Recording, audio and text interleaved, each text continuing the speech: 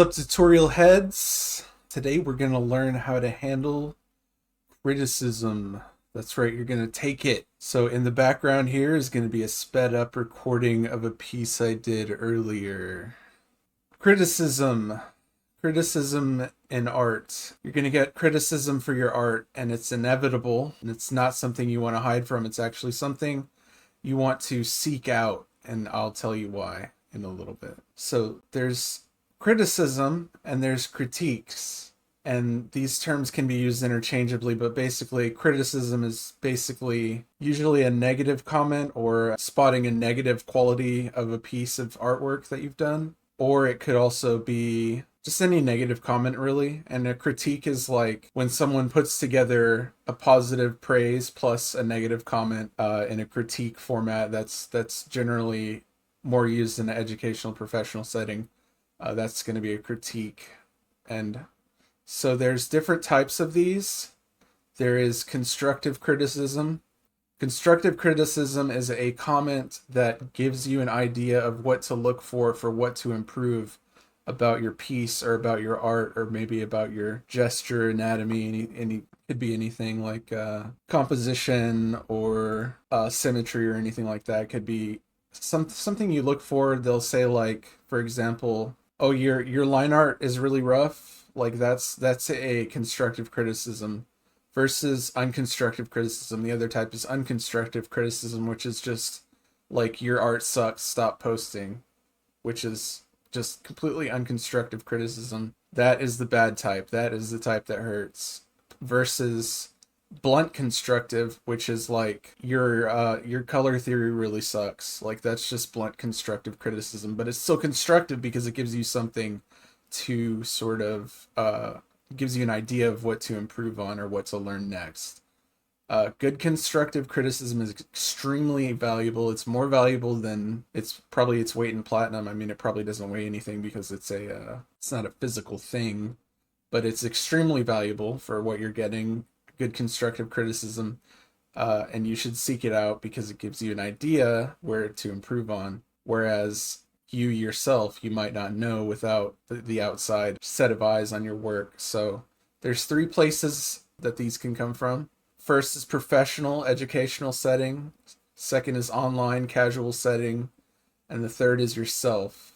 So professional setting is going to be like work or school if you work as an artist, or if you go to school for art, or if you're taking any kind of art class or art course and you're getting feedback in a educational setting, or if you're getting feedback in a professional setting, like your customers will ask for a redraw, directors will ask for changes, your peers will tell you like where you messed up.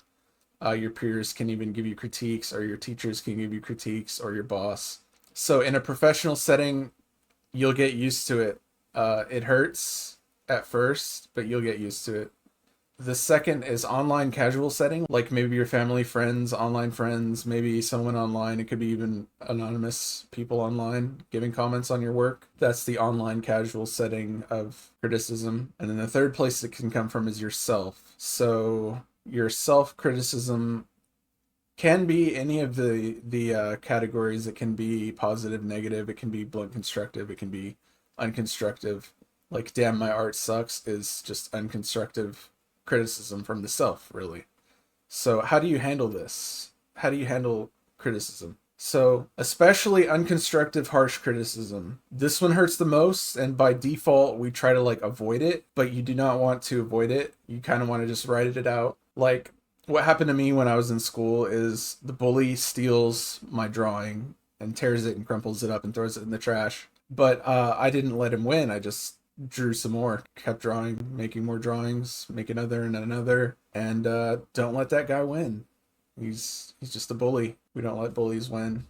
So first and foremost, adopt a pain equals growth mindset. So you want to realize that pain is temporary, pain is necessary. Pain, in a sense, gives you talent points to expand your artist talent tree. Your skin will get thicker, like as you get more criticism of any kind. You'll get used to it. Professional setting, you'll need to get used to it if you want to, keep making money. Like I said, customers will ask for you to redraw things.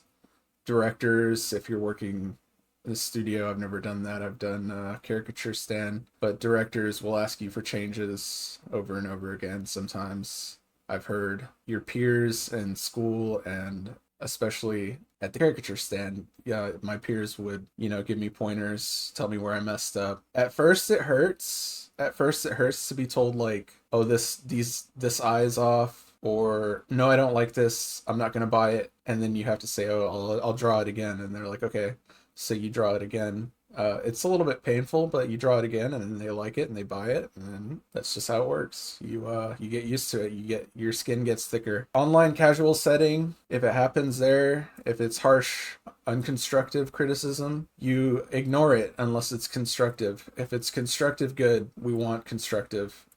If they're just flaming you or trolling you or harassing you, then just block, report, move on, ignore. So criticism from yourself. Basically, we'll want to, for that, focus on areas to improve on. Draw until your ability to draw surpasses your ability to see or observe. Then work on your ability to see until your art all looks bad again. Then repeat the vicious cycle. You don't get talent points in your talent tree from doing nothing. So for criticism, any kind of criticism, good or bad, don't try to hide from it or avoid it, because after all, the harsh criticism man comes for us all.